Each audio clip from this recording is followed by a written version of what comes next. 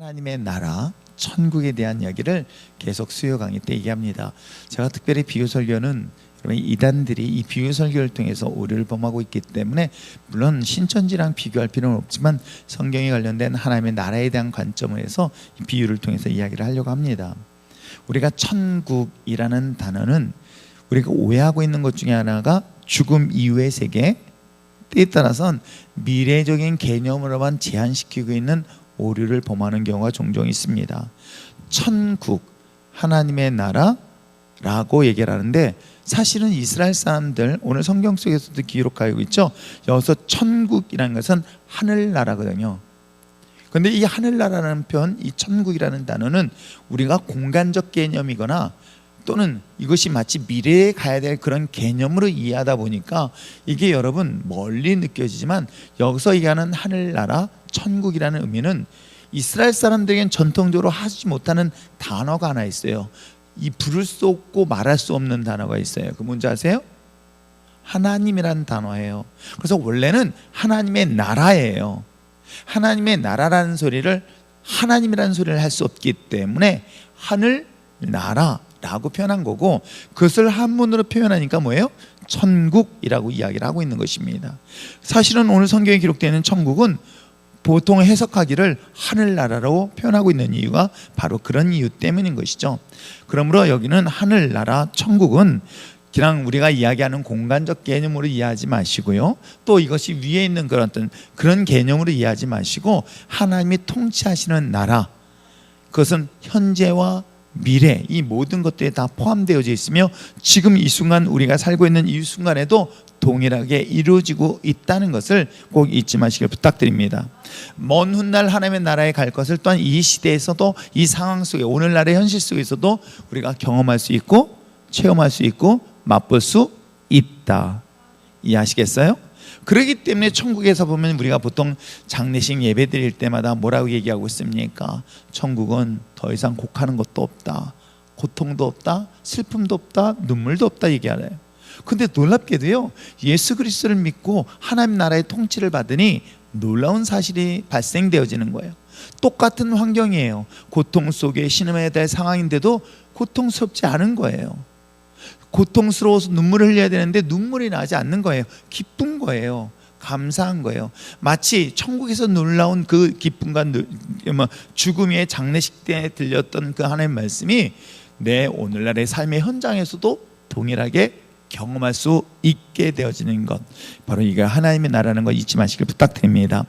그렇기 때문에 그 하나님의 나라에 대해서 토양에 대한 비유를 했었죠. 돌짝밭, 길가밭, 가시밭, 옥토 같은 밭. 그리고 지난 시간에 살펴보았던 것처럼 뭐예요? 작은 겨자씨, 하나님의 나라에 대한 비유를 했습니다.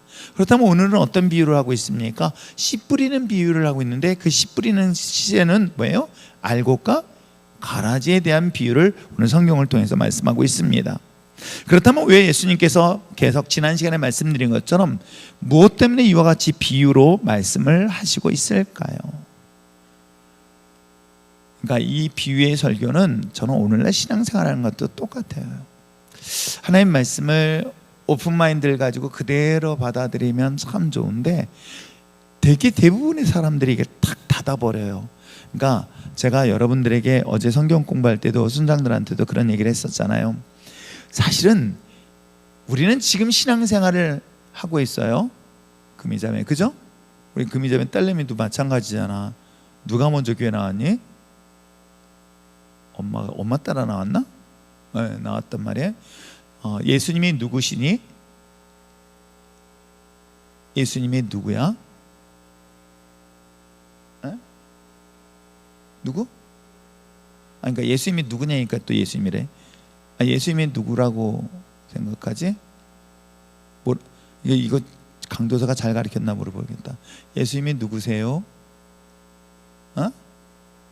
또 성령님이래. 야, 이 말이 질문이 어려운가요? 자, 예수님은 누구의 아들이에요? 하나님의 아들이에요. 예수님은 우리에게 어떤 분이세요? 우리를 위해서 뭐 하셨어요? 죽으시고 부활하셨다는 거. 그래서 예수님이 나의 메시아 구원자, 그럼 그냥 교회 다니면 기본적으로 배워요. 그렇게 알고 있지? 그렇게 믿고 있지? 예, 믿고 있다 그랬어요. 여러분, 근데 우리가 익숙하게 생각해왔던 이 모든 생각을 한순간 바꾼다는 게 쉬울 것 같은데 절대 쉽지 않아요. 여러분, 한번 생각해 보세요. 내가 지금까지 생각했던 것들을 한번 생각을 바꾸기가 쉬울까 어려울까? 정말 그거 쉽지 않아요. 이게 맨정신 가지고는 되지 않아요. 자, 우리 금이자매, 우리 딸이 있습니다. 딸 사랑하죠? 근데 어느 날 남자친구를 흑인을 데려왔어.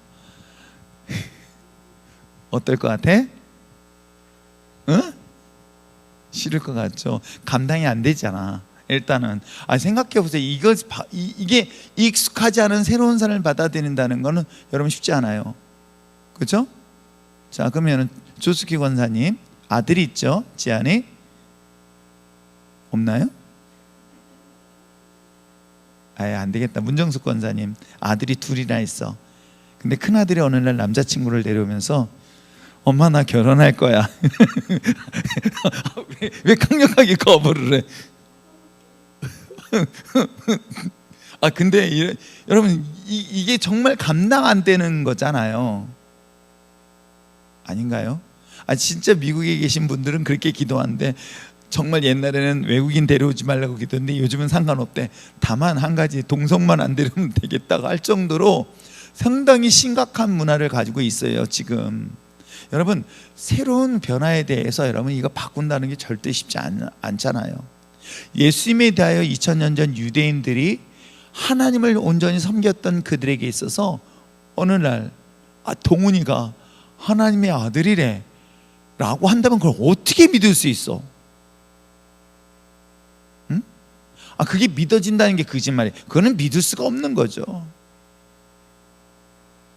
금이자매 딸내미가 갑자기 성령으로 아기를 임신했다.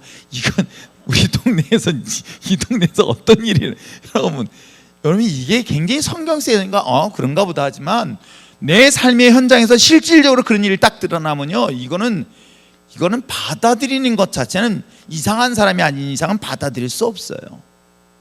오늘 우리는 성경에서 얘기하고 있으니까 그러려니 하고 그냥 아무 생각 없이 받아들이지만, 여러분 전혀 상상하지 못할 일들이 나의 삶 속에 딱 일어나면요, 이걸 전환한다는 건 이건 불가능한 거예요. 이건 맨정신 아니면 절대로 불가능한 거예요. 그게 2000년 전에 유대인에게 있었던 거예요. 예수님을 바라보며 그가 하나님의 아들이라고 인정하고 고백한다는 것은요, 이건 정말 미친 사람 아니면 이 고백은 절대로 할 수 없는 거예요. 우리가 그냥 예수님은 하나님의 아들이라고 학교 전도사님한테 배우고 학교에서 배우고 이렇게 배웠으니까 외웠으니까 하는 그런 신앙의 고백이 아니라는 거예요. 그러면 어찌 보면 우리 인생에서도 예수님이 정말 나의 구원자라는 이 놀라운 사실의 신앙 고백은, 이게 삶이 확 뒤집어지지 않는 이상은 한번 좀 점검해 봐야 될 내용이라는 걸 항상 여러분 잊지 마시기 바랍니다. 왜 그러냐면 오늘 성경에서도 그 하나님의 나라에 대한 이야기를 하고 있는 게, 왜 그 하나님의 나라를 굳이 모든 사람이 알 수 있게끔 하는데 비유로 얘기할까? 근데 놀랍게도 예수님께서 말씀하실 때 듣지 못하게 하기라고 아주 냉정하게 얘기를 하는 거예요. 오히려 하나님의 나라를 소유한 자에게 더 풍성하게 얻게 하고 나머지는 그 있는 것까지도 뺏어버리겠다는 것은 이 비유의 목적이라는 거예요. 사실 이게 되게 우리가 생각 이상으로 사실 이 본문을 볼 때마다 굉장히 충격적일 수밖에 없는 거예요. 저는 여러분들이 그 하나님의 나라에 더 풍성하게 소유할 수 있는 저와 여러분 됐으면 참 좋겠습니다. 그것이 바로 11절 12절의 내용으로서 시작됩니다. 자, 그렇다면 오늘 우리 함께 읽었던 이 본문의 비유의 내용은 어떤 걸까요? 먼저 등장하는 사람이 있습니다. 자, 24절 예수님께서 또한 하나님의 나라의 비유를 하고 있어요.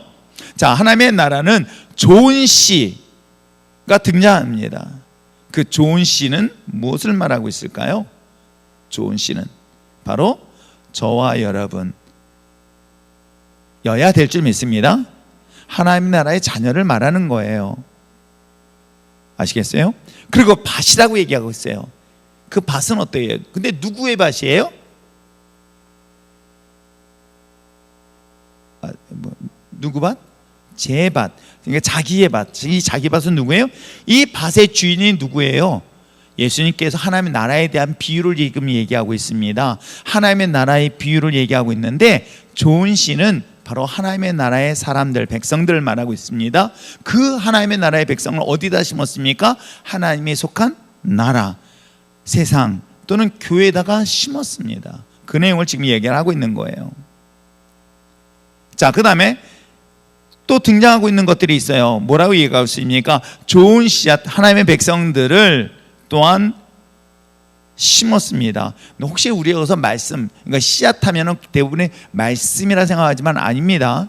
이 말씀에 대한 것에 대해서는 우리가 네 가지 땅에 대하여 말씀에 대하여 열매를 맺는 것은 분명히 하나님의 말씀이에요. 근데 여기서 이 좋은 씨라는 것은 바로 알곡과 가라지와 죽정에서 알곡에 해당되는 저와 여러분이어야 될 줄 믿습니다. 아시겠죠? 자, 그러면서 25절에 뭐라 그래요? 사람들이 잘 때라고 얘기하고 있어요. 이 사람들은 누구일까요? 또 그들이 잠자고 있었을 때 어떤 일이 일어나요? 원수가 와서 무엇을 뿌렸다? 가라지를 뿌렸다라고 기록하고 있어요. 그들이 누구일까는 그 다음 뒷장에 나와 있습니다. 37절과 38절에 보니까 밭은 뭐라 그래요? 37절에 좋은 씨를 뿌리는 이는 누구요? 인자. 그러니까 씨를 뿌리는 자는 누구다? 인자다.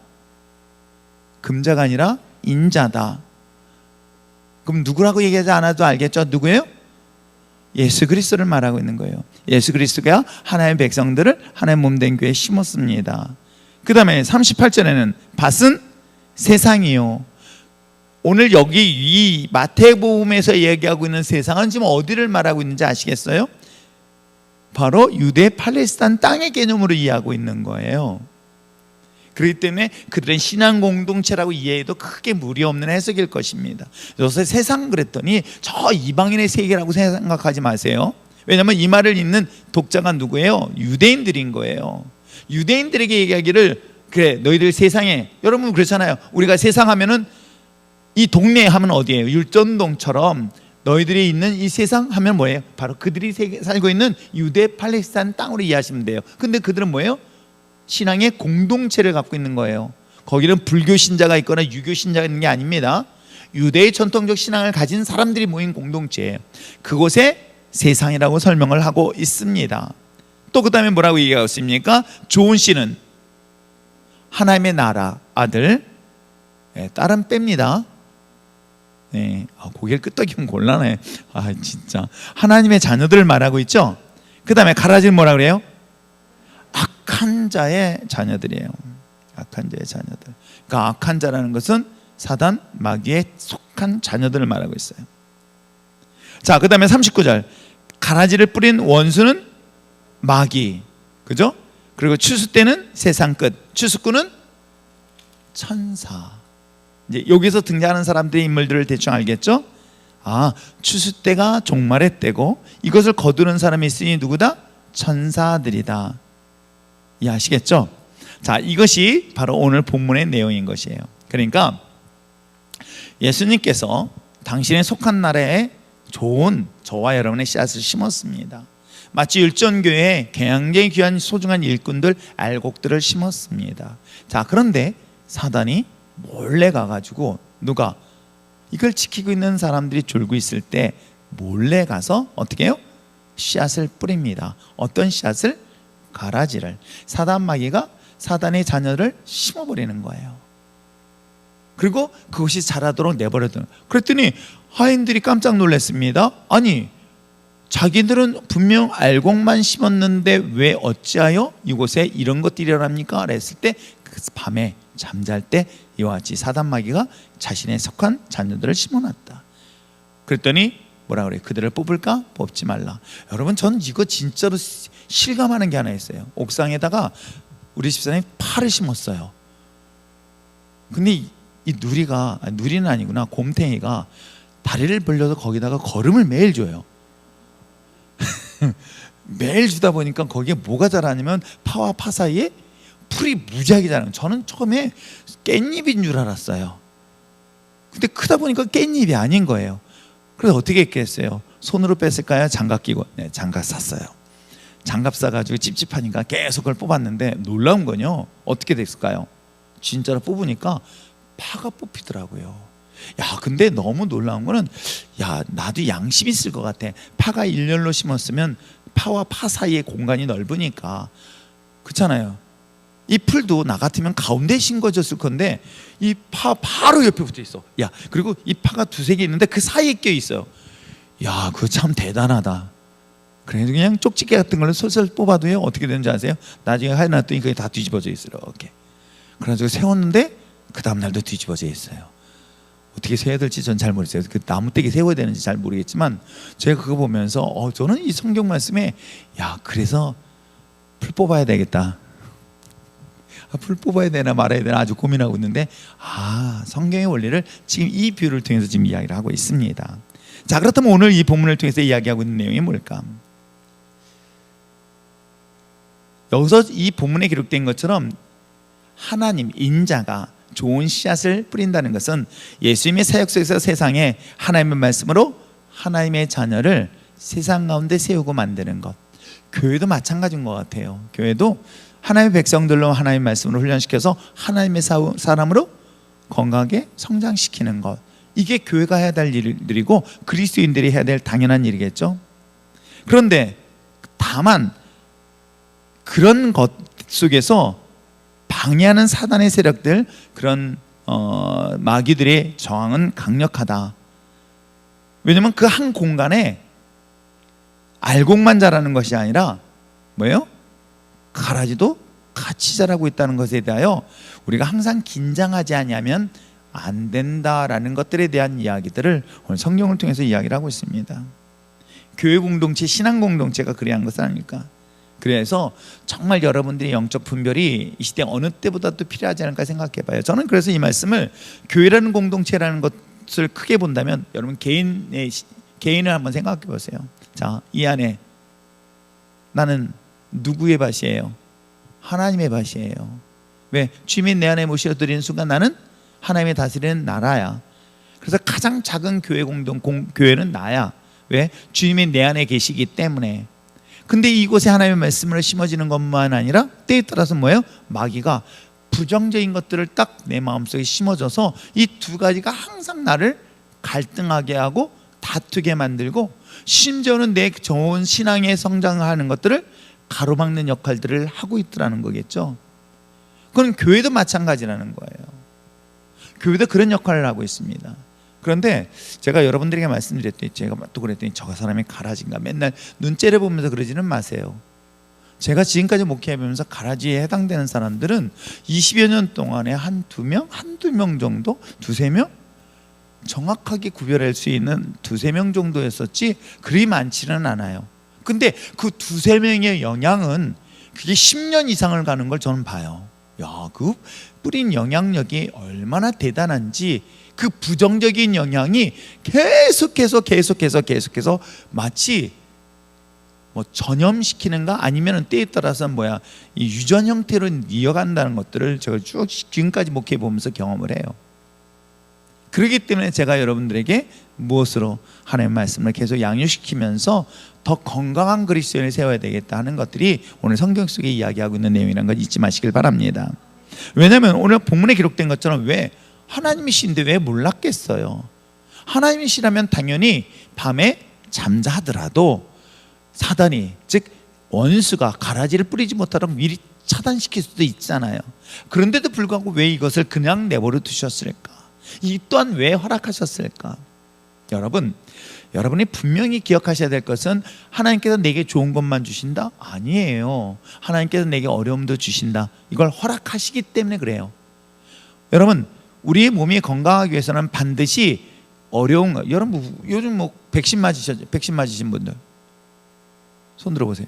예, 백신 맞으신 분들 이제 돌아다녀도 마스크 벗지 마세요. 그래도 안 됩니다. 여러분, 백신 맞고 나면요, 이 백신은 뭐예요? 요즘은 죽어 있는 세균도 주지만은 살아있는 코로나 바이러스 균을 넣어주는 거예요. 아세요? 균을 넣어가지고 내가 내 갖고 있는 면역을 가지고, 내 항체를 가지고 이걸 이겨내는 거예요. 그러면 내 몸에 자연스럽게 이걸 이겨낼 수 있는 항체를 스스로 생성될 수 있도록 만들어주는 거죠. 그렇기 때문에 내 몸이 건강한 것이죠. 내가 만약에 이걸 이겨내지 못하면 무균실에 있어야 된다. 그건 병자예요, 환자인 거예요. 그렇기 때문에 하나님께서는 이 또한 허락하신 이유도 바로 그런 이유 때문이다라는 것을 여러분 절대로 잊지 마시길 부탁드립니다. 그렇기 때문에 하나님께서는 오늘 본문에 기록되어 있는 것처럼 가라지를 왜 그곳에 내버려 두셨을까? 뽑지 않았을까? 오늘 성경에 기록된 것처럼 뭘 다치게 해서? 알곡을 다치지 않기 위해서다. 이건 정말 제가 목회해 보면서 그런 일들을 참 많이 경험을 해요. 알곡과 가라지가 여러분 우리가 그냥 싸나운 이빨을 드러내는 그 어떤 그런 형상으로 드러나면 다 피합니다. 진짜 피합니다. 그런데 결코 그렇지 않아요. 제가 요즘도 이렇게 뉴스 보거나 이렇게 보면은 정말 사람들에게 이 긍정적인 것보다 긍정적인 말을 하는 것 같으면서도 네거티브라고 하잖아요. 부정적인 것들을 슬쩍 집어넣어 가지고 이 긍정적인 것보다 부정적인 걸 더 많이 보게 하는 거. 이 전략은 역사와 전통을 자랑하죠. 언제부터예요? 창세기 2장부터 등장을 해요. 3장부터 등장을 해요. 사단 마귀가 어떻게 해요? 마귀가 뭐라 그래요? 뱀이 이거 다 먹으라고 했냐? 안 해요. 못 먹는 걸 찾게 하는 거야. 이거 다 못 먹게 했냐라고 하나님이 하지 말란 부정적인 걸 쑥 질문을 해요. 아세요? 이게 여러분 생각 이상으로 무서워요. 그런 식으로 접근을 해요. 우리에게 부정적인 말로 접근들 하는 것이 의외로 되게 많이 있어요. 오늘 뭐 이상하지 않니? 목사님 머리카락이 뭐 이런 식으로. 왜 쓸데없이 설교 듣다 머리카락 가지고 시비를 거느냐. 그러면 그분은 계속해서 머리카락만 봐. 오늘 왜 머리카락이 저러지? 머리카락이 왜 삐졌을까? 오늘은 젤을 안 발랐네. 하면서 여러분 이게 여러분 너무 놀라운 사실인데 이것들을 어떻게 해요? 왜 하나님 허락하셨을까? 진짜 내 안에 있는 중요한 알곡들이 다치지 않기 위하다는 것을 우리는 분명히 기억하시길 바랍니다. 또 하나 있어요. 저는 여기서 보면서 이야기하는 것은 결국 오늘 성경 속에 기록된 것처럼 마지막 추수 때 뭐예요? 가라지는 뽑아서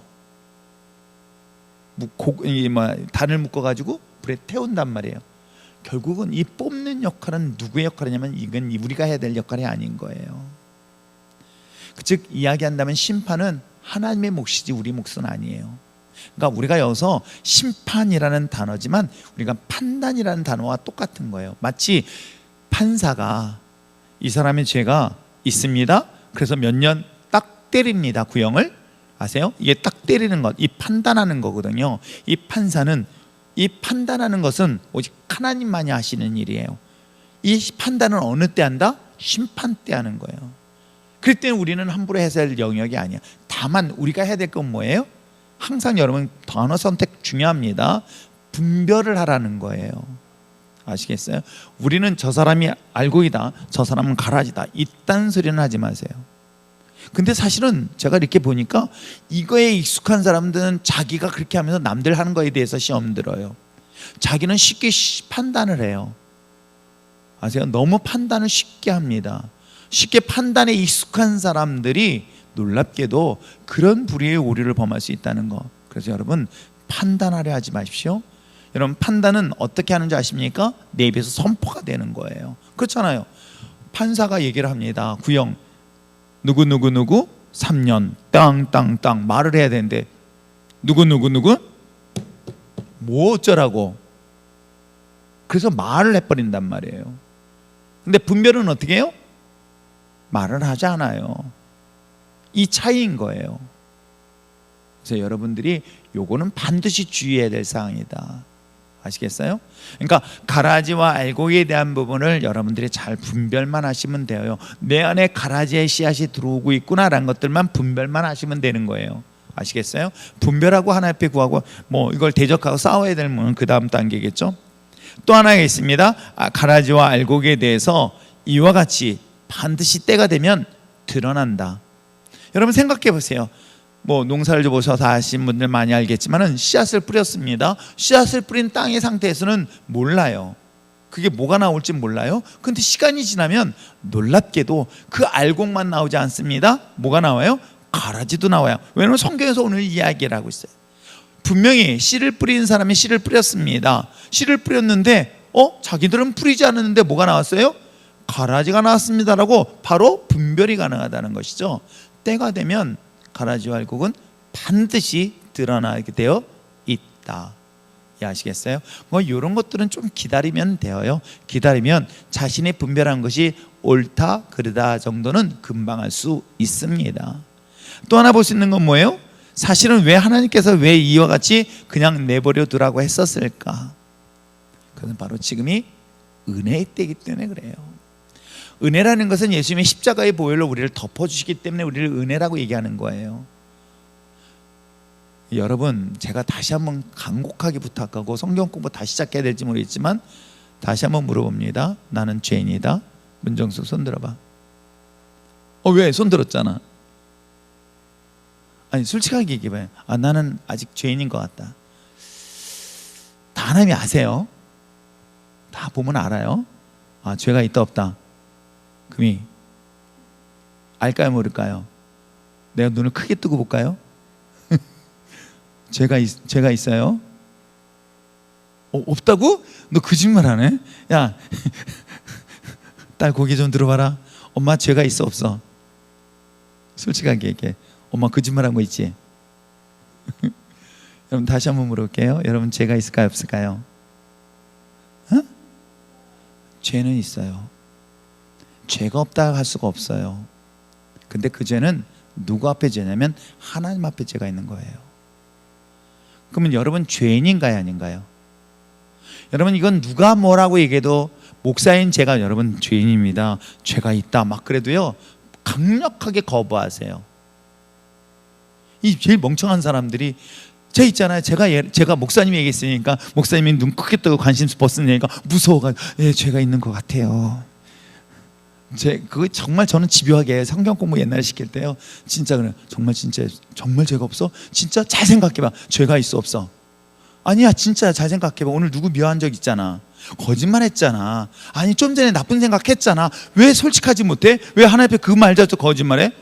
그러면 막 하다 보면 눈을 나중에 굽고 하다가 학생들 같은 거 울어. 진짜로 죄가 있다라고 생각해요. 여러분 한 가지 분명한 것은 세상에 어떤 누가 여러분에게 죄가 있다 했을 때 우리는 죄 없다라고 당당하게 말할 수 있어야 돼요. 왜요? 하나님의 나를 의롭다고 얘기했잖아. 하나님의 나를 의롭다고 얘기했는데 감히 누가 그 하나님이 의롭다는 그 사랑에서 날 끊을 수 있어? 그건 절대로 없어요. 그런데 내가 의로운 것은 내가 죄가 없어서가 아니에요. 내가 죄가 없기 때문에 나는 의로운 것이 아니라 예수님의 십자가 피로 나를 덮어주셨기 때문에 내가 의로운 거예요. 여전히 나는 죄성을 가지고 있는 거예요. 죄된 마음을 갖고 있고요 죄된 실수를 하고 있단 말이에요. 그 죄된 마음을 갖고 있다 해서 내가 죄인은 아니라는 거예요. 이게 어떻게 보면 되게 뻔뻔스러울 수 있어. 요즘 뻔뻔스러워야 정치하나? 여러분 분명히 내가 죄가 있어요. 허물도 있고요 부족한 것 많아요. 그런데도 불구하고 난 당당할 수 있는 이유는 뭐예요? 내가 의로워서가 아니라 주님께서 내 모든 죄를 담당하셨기 때문에 하나님의 나를 의롭다 하신 이 사실을 믿고 내가 세상에 누가 나를 정죄한다 할지라도 담대하게 나는 의롭다라고 얘기하는 거예요. 다만 내가 하나님 앞에 고백하는 게 하나 있어요.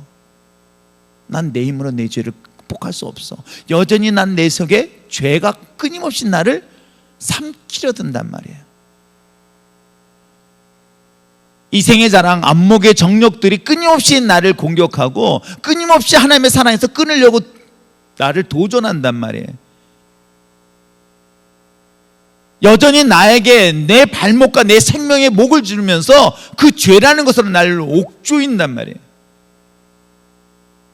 그럴 때 난 이걸 내 힘으로 감당할 수 없기 때문에 뭘 의지하냐면 주님의 십자가 그늘 안에 있는 거예요. 십자가 그늘 아래, 십자가 능력 앞에, 십자가의 사랑 앞에, 은혜 앞에 있어야만이 내가 하나님 앞에 의로울 수가 있는 것이에요. 이해하시겠어요?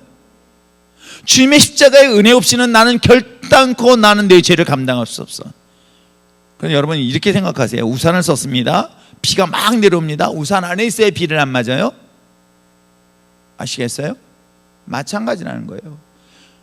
그래서 혹시라도 누가 와서 여러분 죄입니까? 물으면 손 벌떡 들지만 내 지난주에 손 들길래 저거 다시 성경 보고 GBS 다시 시작해야 되겠다. 저거 권사 다시 박탈시켜놓고 다시 시켜야 되는 막 어휴 가슴이 철렁 내려앉는 거. 여러분 만약에 여러분이 지금 죄인이라면 예수 또 한 번 죽으셔야 돼. 잘 생각하세요. 예수님 뭐 때문에 죽으셨어요? 죄인을 위해서 죽으셨어. 근데 나 아직도 죄인이야. 그럼 예수님 또 한 번 죽으셔야 되잖아. 계속 예수님을 죽여야 된다는 거 여러분 아세요? 예수님은 한 번 죽으심을 해서 나는 더 이상 죄인이 아니야. 그러나 나는 내 안에 여전히 죄가 있어. 이때가 언제냐? 마지막 추수 때예요. 아세요? 추수 때. 그때서야 내 완전한 죄가 없어져 버려요. 그때까지는 여전히 죄가 있어요. 다만 이 죄를 주님의 십자가 피로 덮어주신 거예요. 그래서 난 십자가 그늘 아래 있지 않으면 안 되는 거예요. 그래서 옛날에 내가 즐겨하던 건 옛날에는 발 한 짝 그렇게 갈 수가 없는 거예요. 왜? 나를 아니까. 세상에 발 한 번 디딘 순간 내가 얼마나 타락하고 추한 존재를 아니까. 그래서 그쪽을 안 가려고 하는 거예요. 가급적 주님의 그늘 안에, 주님의 십자가 은혜 안에. 그게 바로 지금 은혜 때이기 때문에 그런 거예요. 이 은혜 없이는 우리는 의로울 수가 없고, 은혜 없이는 내가 하나님의 자녀라고 고백할 수 없으며, 이 십자가의 은혜가 있기 때문에 나는 의롭다고 얘기하는 거예요. 그래서 지금은 심판의 때가 아니라 뭐다? 은혜의 때이기 때문에 바로 하나님께서는 그 가라지를 내버려두라고 얘기하고 있는 거예요. 이해하시겠어요? 그래서 우리가 그걸 뽑을 필요 없고 우리가 정죄할 필요 없어요. 분별을 하시면 돼요. 오케이. 자, 그러한 관점에서 하나님께서 이걸 내버려줬다면 이걸 통해서 얻는 교훈은 뭘까? 저는 이걸 보면서 우리가 한 가지 주의해야 될 것이 있어요. 뭐냐면 교회 공동체에 대한 지나친 오해, 지나친 기대가 바로 우리를 실족해 한다. 아세요? 그러니까 교회라는 신앙이, 여러분 제가 했잖아요. 어떻게 보면 우리는 죄성을 다 가지고 있어요. 그 죄성을 가지고 있는데 주님의 십자가의 보혈로 우리를 덧입혀 주신 거예요. 그런데도 불구하고 우리는 여전히 죄 가운데, 우리는 죄를 나를 막 정말 오라 나는 공고한 자라다, 육신의 법이 막 성령의 법을 막 거스르는 이런 엄청난 일들이 매일같이 일어나고 있는 상황에서 내가 하나님의 은혜 없이는 안 되겠다 싶어서 주님의 은혜 안에 있단 말이에요. 근데 그것이 내가 주님의 은혜 안에 있는데 문제는 제3자가 우리를 보는 거야. 교회를 보는 거야. 그 교회에 대한 기대가 뭐예요? 왜 세상 사람들이 교회를 욕하고 있는지 아세요? 왜 세상 사람들이 기독교인들을 개독교인이라고 그러는지 아세요? 달라야 되기 때문인 거예요. 그리스도인은 뭔가 달라야 되지 않을까? 여러분 생각해 보세요. 목사는 달라야 돼. 더 달라야 돼. 솔직하게 얘기해봐. 목사는 더 달라야 되잖아요. 그러니까 제가 수면 바지 입으면 그 난리 나요. 어떻게 목사님이 왜 목사님 수면 바지 입으면 안 되냐고? 그래도 또 그림 없어서 또 그럴라. 여러분 기대라는 게 있어요. 뭐에 대한 기대요? 우리는 그리스도인에 대한 특별한 기대가 있어요. 교회에 대한 특별한 기대가 있어요. 근데 놀랍게도 이것 때문에 교회를 실족하고 교회를 떠나고 상처받는 일이 있어요. 뭐 때문일까요? 그 안에 뭐가 있었기 때문이다? 가라지가 있었기 때문인 거예요. 그런데 여러분 어떻습니까? 우리는 볼 때 이게 가라지인지 알고 있는지 구분 못해요. 밖에 사람도 그걸 구분 못해요. 아세요? 이걸 구분을 못하다 보니까 뭐예요? 어떻게 교회가 그럴 수 있느냐라고 얘기하는 거예요. 저도 속 터져요. 그분하고 얘기를 하고 싶을 때도 종종 있어요. 그리 말라고. 근데 그분도 하나님의 뜻이라고 얘기하느니 내가 뭐라고 얘기했어? 우리가 이런 부분에 대해서 정말 시대적으로 잘 분별하지 않으면 어떻게 해요? 그래서 여기서 알곡이 뭘로 된다? 뭐가 돼요? 그래서 죽정이가 나오는 거예요. 열매를 맺지 못하는 알곡이, 원래 알곡이에요. 알곡인데 그것에 요동하고 흔들리다 보니까 뭐해? 가라지의 시험에 마귀가 뿌린 씨앗이 흔들리다 보니까 그 기대 때문에 넘어지고 무너지다 보니까 정작 나의 신앙엔 열매를 맺다 못 맺는다. 못 맺게 된다. 그러니까 뭐예요? 원래 출신은 알곡이에요. 하나님의 백성이에요. 하나님의 자녀예요. 근데 그 자녀가 뭐예요? 열매를 맺지 못하는 죽정이가 되기 때문에 그것이 심판의 또한 대상이 된다는 것을 성경은 분명히 이야기를 하고 있어요. 아시겠습니까?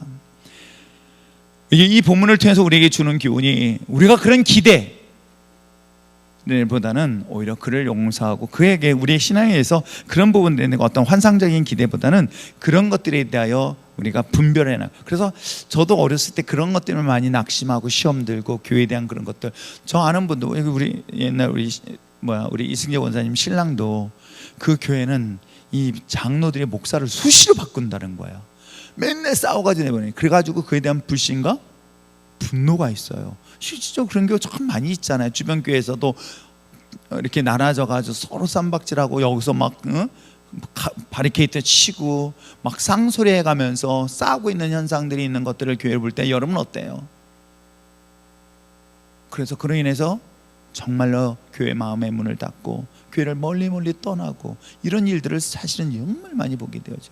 누가 제일 좋아할까요? 마귀가 좋아해요. 그래서 이런 부분들은 여러분들이 완벽한 것들이 모인 잔재, 여기는 여러분 완벽해서 모인 존재가 아니에요. 주님의 십자가 은혜로 모였을 뿐이에요. 아세요? 그래서 그 은혜로 바라볼 수 있는 여러분 됐으면 참 좋겠습니다. 또한 이걸 통해서 우리가 알 수 있는 게 뭐예요? 정말 자기 상태를 분별할 수 있어야 돼요. 나를 분별할 수 있어야 돼요. 아세요? 왜냐하면 나도 순간적으로 마귀가 나에게 들어와서 도구로 쓸 수 있을까요? 없을까요? 있어요. 그게 누군지 아세요? 누구? 가룟 유다. 예수님이 설마 잘못 선택했을까요? 아니에요. 예수님은 분명히 탁월한 선택을 했어요. 그런데 요한복음에서 보니까 마귀가 그에게 예수를 팔 생각을 쏙 줬다는 거예요. 그래서 본인도 본인이 알지 못한 게 누구의 도구로 쓰임받고 있더라? 마귀의 도구로 쓰임받고 있더라는 거예요.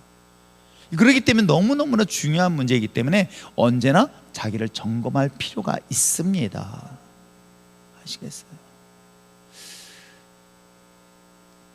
네, 맞습니다. 이건 너무나 중요한 문제예요. 자, 그 내용에 대해서 한번 41절 말씀 한번 볼까요? 자, 40절 41절 읽어주시기 바랍니다. 시작.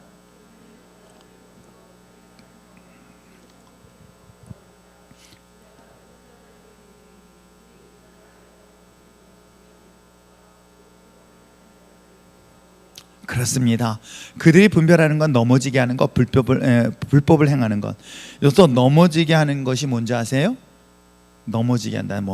다리 걸어서 이렇게 태클 거는 거 그거 아니에요? 죄짓게 하는 거예요. 아세요? 그 죄짓게 하는 게 뭐예요?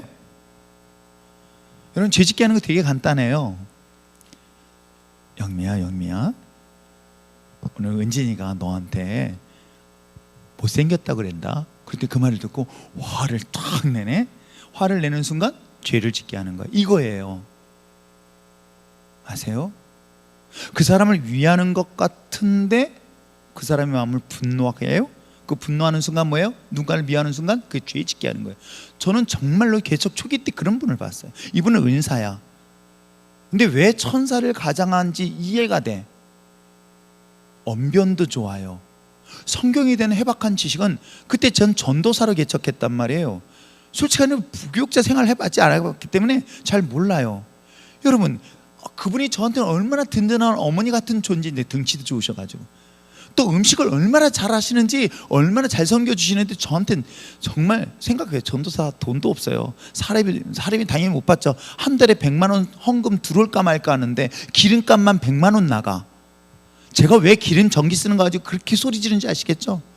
한 달 100만 원 헌금 들어오는데 이 눈치 없는 것들, 이 본당에 히타를 트네. 근데 히타가 아니에요. 그때는 뭐예요? 온풍기 같은 거 있어요. 그 에어컨하고 따뜻한 바람이 나오는 게 있어요. 근데 거기 뒤에다 뭐예요? 기름을 넣어요. 근데 그 기름을 겨울에는 기름값이 2배로 막 올라가. 해필은 겨울 때 저는 그때 왜 기름이 겨울만 오르는지 되게 많이 미워했어요. 그러면 그 기름 넣으면 어때요? 근데 그 넓은 본당에다가 혼자 앉아서 춥다고 기도하면서 그걸 탁 뜬다고 생각해봐. 김성순. 제가 미워할까 안 미워할까? 진짜 미워요. 얄미워요. 왜냐면 제가 그때 매일같이 철야할 때 어떻게 생각해봐요. 여름에 철야한 게 아니라 한겨울에도 철야를 한단 말이에요.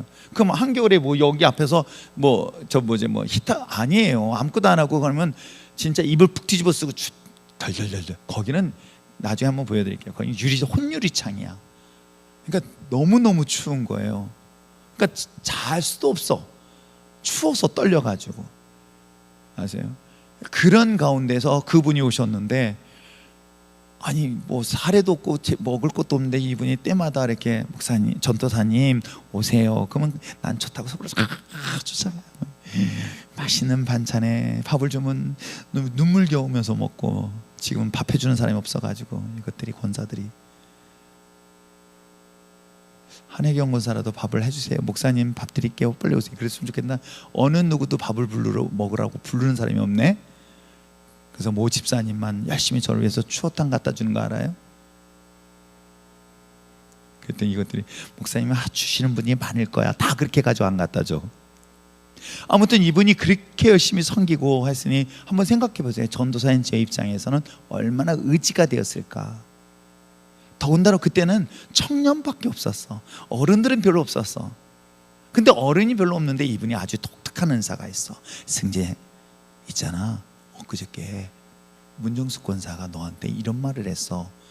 너는 왜 눈이 작아? 그랬더니 그 말을 듣고 자기는 쌍꺼풀 수술해놓고 하면서 얘기했어. 그래서 쫓아가서 얘기해. 야, 너 쌍꺼풀 수술했다고? 야, 이상하다고 얘기하더라. 와, 두 사람 사이에 와가면서 틀린 말은 아니잖아요. 그대로 전하는 거 그대로 전달하는 역할을 아주 훌륭해요. 언변이 너무 뛰어나요. 순해 보여요. 그리고 그분이 그때 당시만 해도 피어선역을 나왔으니까 되게 똑똑하신 분이에요. 남편은 조선대를 나오셨고 지금 벌써 80이 다 되셨을 거예요.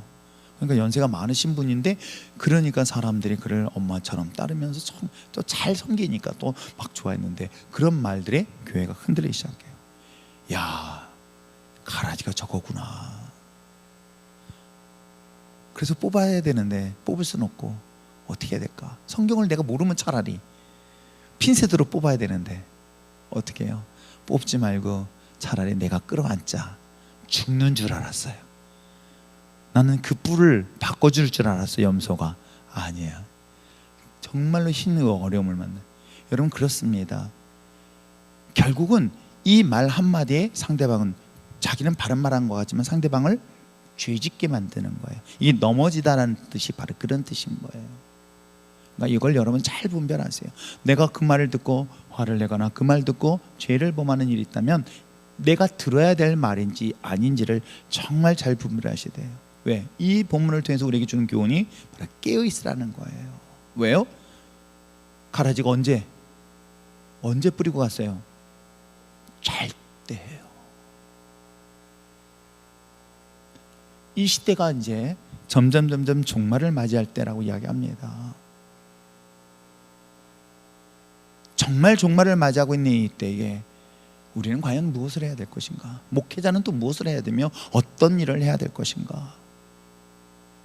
이건 정말 저는 개인적으로 너무 고민하면서 가고 있어요. 물론 이 고민을 계속하면서 이게 내가 바르게 가고 있을까? 올바른 길로 가고 있을까를 항상 하나님께 물어보면서 가고 있지만, 정말 이 시대에 이걸 깨어있지 않는다면, 분별하지 아니한다면 여러분 어떨까요? 한 사람의 목회자의 분노가 성도 전체를 분노하게 만드는 거 지금 보고 있잖아요. 제가 정치 이슈를 가지고 막 분노를 합니다. 그럼 그 말을 들었던 성도들도 같이 분노를 하네요. 그때 모 장로님이 자기 거듭났대. 본어겐. 네, 전에는 대통령 보고 뭐 전 정부 보고 막 욕을 했는데 자기 이제 거듭났더니 괜찮대. 그런 뜻은 아닌데 여러분 그렇습니다. 우리가 어떤 부정한 일이 있고 불편한 일이 있으면 분노할 일이 아니라 뭐예요? 하나님의 심판하는 그들을 위해서 울면서 기도하는 게 맞잖아. 하나님 그들을 용서해 주세요. 저들의 죄를 알지 못하기 때문에. 왜? 주님이 그러셨잖아. 주님이 그렇게 하셨는데 우리는 정작 우리는 똑같이 분노를 하고 똑같이 화를 내면서 죄를 짓게 한다. 누가? 그 안에 사탄이 우리 마음속에 가라지를 뿌리고 있다는 것이죠. 이거는 여러분 깨어있지 않는다면 여러분 분별하기 어려워요. 제가 왜 여러분들에게 성경을 읽으라고 손바닥 때려가면서 기도하라고 잔소리해 대가면서, 예배 시간 되면 여러분 전화해나 하나 모르겠다. 여러분 전화해요 안 해요? 징그럽게 안 받아요. 누가 왜 전화하는지 아니까. 왜 그런지 아세요? 그때 왜 나한테는 안 하니까 하는 거예요. 최소한 리더들은 빠지지 마라. 기도하는 자리에. 순장이라는 자리가 자기 하나가 문제 아니라 자기에 맡겨진 그 순원들을 돌보는 중요한 자리이기 때문에, 목사인 제가 만약에 영적인 걸 분별 못해서 그로 인하여 여러분들에게 큰 어려움, 데미지를 받는 것과 똑같습니다. 하나님의 나라, 지금 이 시대에 지금 동일하게 이루어지고 있을 때에 이젠 점점 분명히 추수 때, 마지막 종말의 때가 다가오고 있어요. 오늘 성경에서는 가라지와 알곡에 대한 비유로만 얘기했지만 또 하나의 비유가 있으니 뭐예요? 죽정에 대한 심판도 있다는 것, 왜 우리는 잊지 말아야 될 걸 저는 여러분들에게 권면하고 있습니다. 항상 깨어 있어서 온전하게 하나님 앞에 뜻을 분별하면서 아름다운 열매를 맺어 하나님의 영광을 나타날 수 있는 저와 여러분 됐으면 좋겠습니다. 기도할까요? 말씀을 생각하면서 함께 기도하기 원합니다.